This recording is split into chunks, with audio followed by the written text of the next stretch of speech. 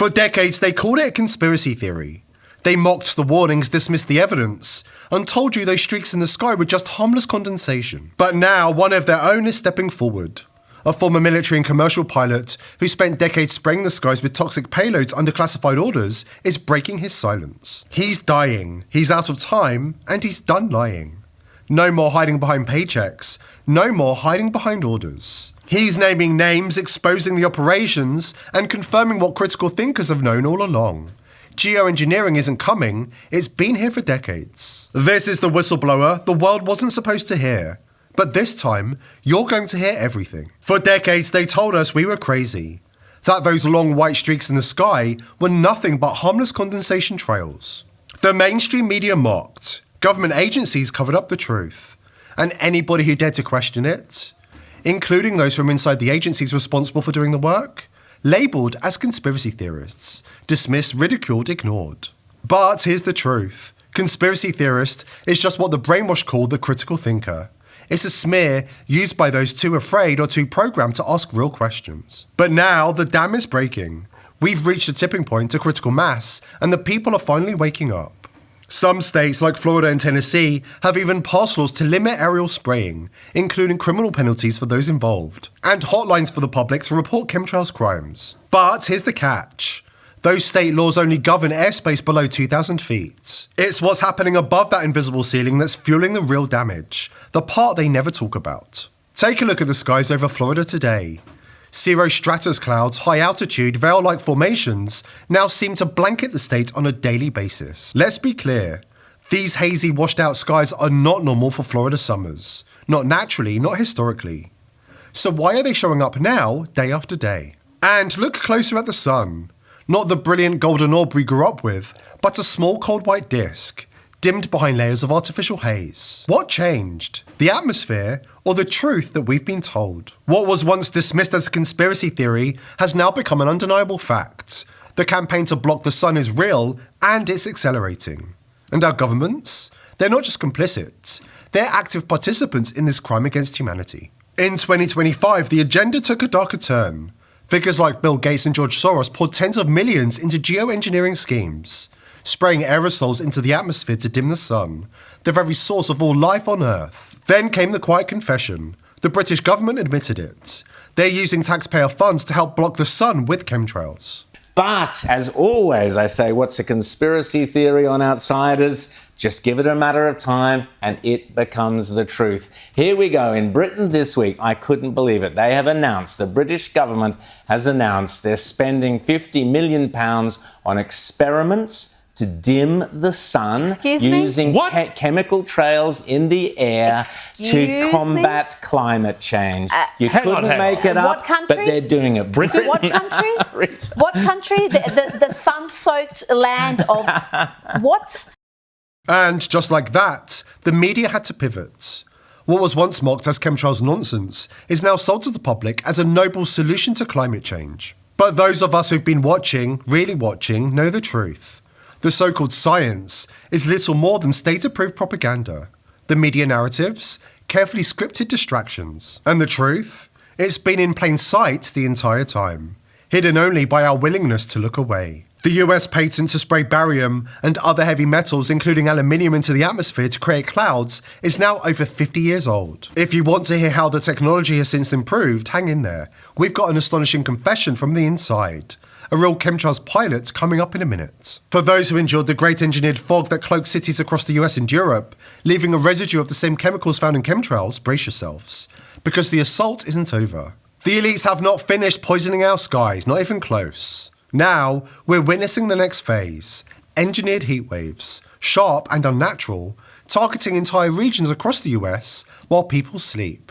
As Dane Wigington reports. Dangerous heat bursts have been spiking temperatures across the US as people sleep. So the report asks, what are they? ? That's from the UK Independent. The report continues, heat bursts can bring dangerous winds and a rapid 20-plus degree temperature spike in just a matter of minutes. The report then says it also brings strong, dry winds like a desert hurricane, . Stop there. Question, with the exception of the power structure bought and paid for so-called weather experts, does anyone that is still firing on all neurons actually believe that Middle of the night desert hurricane heat bursts that come out of nowhere in a matter of minutes, according to the report, are just random acts of nature? Anybody who believes these heat bursts are random acts of nature needs to wake up and smell the coffee. Whenever the media starts seeding headlines with talk of Saharan dust, it's rarely just about the weather. Because when the narrative is prepared in advance, it's not about informing the public, it's about covering tracks before the real story unfolds. A cloud of Saharan dust is about to sweep across the southeastern United States. Carried by powerful winds from the Sahara Desert, the world's largest hot desert, this dust plume has traveled thousands of miles across the Atlantic Ocean and is now closing in on states like Florida, Louisiana, Alabama, and Mississippi. The phenomenon, known as the Saharan air layer, forms when desert winds lift huge amounts of dust into the atmosphere, sometimes creating clouds up to 4 kilometers thick. This isn't just any weather event. While it can pose serious health risks for people with asthma, allergies, or respiratory conditions, it also plays a complex role in the climate. The dust can reduce air quality and limit visibility. What's really going on here? Coming up next, you're going to hear something rare, a confession, from someone who was up there, a pilot with a conscience, finally ready to talk. And once you hear what he has to say, you'll never look at the sky the same way again. While the chemtrails cover-up is unravelling at an astonishing pace, the elites are far from surrendering. They're still pulling the strings behind the scenes, ordering mainstream media outlets worldwide to bury their past crimes under layers of distraction and denial. The gaslighting hasn't stopped, it's only evolved. It would be impossible to conduct large-scale weather modification experiments in secret. It just can't be done. The amount of aircraft needed to fly this material to where it needs to go, and the radiative effect are like would be easily obtainable by publicly available information. The truth is, more and more whistleblowers are stepping out of the shadows to blow the whistle on the coordinated global agenda by the elites to control our skies and manipulate the population through toxic aerosols sprayed from high altitudes. We have whistleblowers from the military and private industry, as well as those from deep in the darkest corners of the deep state agencies, including DARPA and the Department of Energy. And we have chemtrails pilots on tape admitting their crimes, while trying to defend them in the face of an angry public. And we are tired of you dumping heavy metals all over our county. Okay. Yeah. Well, I'm not the one to talk to about that. No, but you are. But you're the one that's doing it. So I've been taking rain samples. I have over 20 samples. And every time you fly, we get high amounts of aluminum, barium, strontium, titanium, magnesium. So I want to know, are you aware of what you're doing? I know you think it's like to increase water supply for Turlock and Modesto, but it's not really happening. Yeah, you can talk to them. I've tried. That, I've called them, and they're not calling me back. So we're now getting really involved, and now we're going to bring something legal against your company.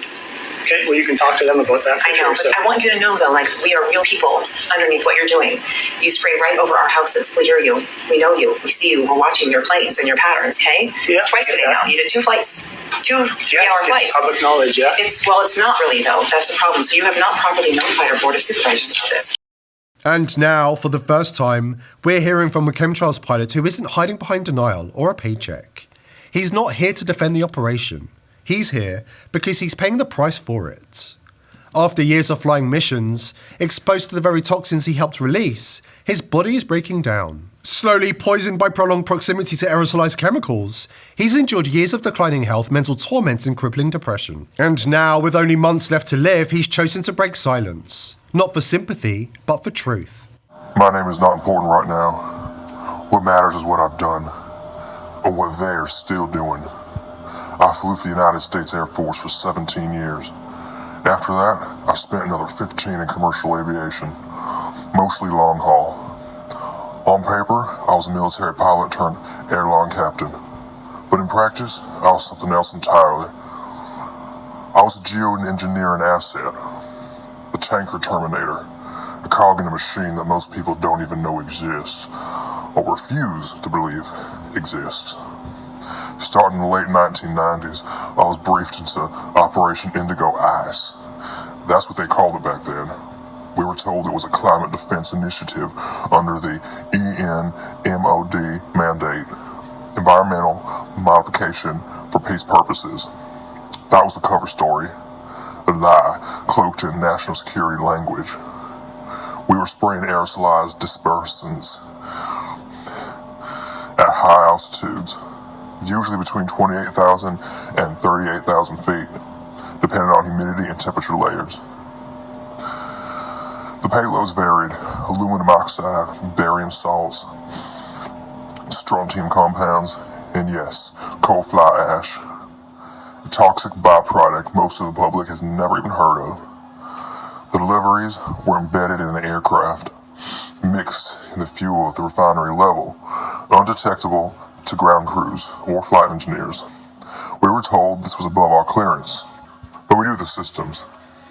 Pressurized dispersal units, nozzle arrays hidden in the fairings, synchronized with auto-flight programs, finally, fully automated.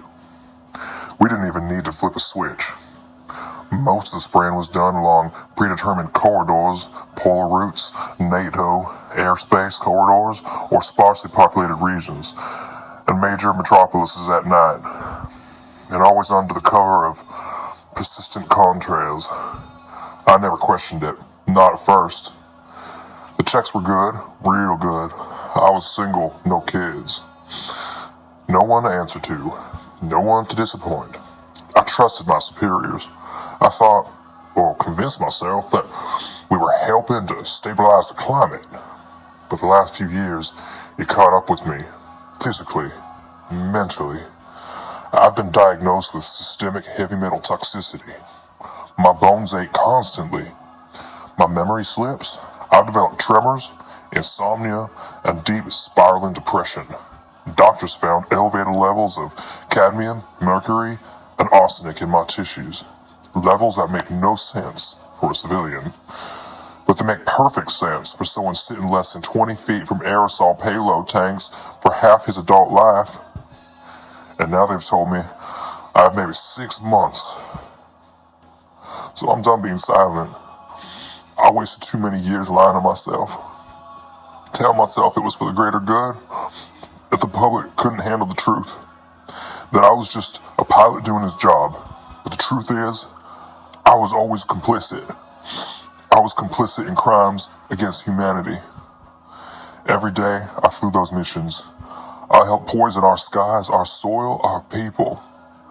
I didn't think about children breathing this stuff in, or how it might accelerate Alzheimer's in the elderly. I didn't think at all. I just flew the routes, took the money, and kept my mouth shut. But that ends now. I've agreed to sit for a series of recorded interviews, face visible, name and history revealed. I want it all out in the open. The routes, the logistics, the funding chains. I'm naming names. I owe that much to the people I helped betray. The call is just the first wave. We're finalizing the logistics as I speak. When doctors say I've got 6 months, maybe less. But I need to move fast, because if they find out what I'm doing, I won't make it that long.